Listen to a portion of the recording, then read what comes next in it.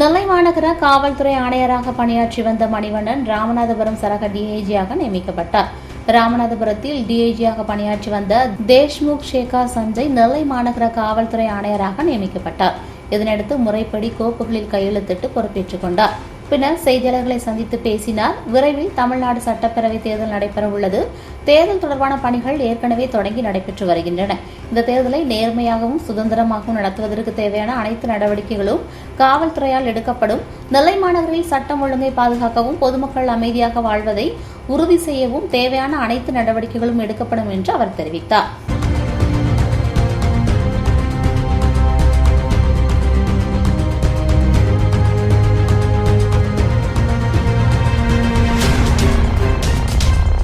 நம்ம எல்லாருக்கும் தெரியும், சீக்கிரமா நம்ம சட்டப்பேரவை தேர்தல் சட்ட assembly Tamil Nadu state legislative assembly elections வரப்போகுது. அந்த எலெக்ஷன் சம்பந்தமா நிறைய வேலைகள்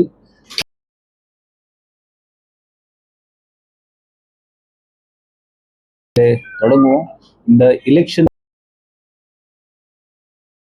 நடவடிக்கைகள் இருக்கும், அது எடுக்கப்படும்.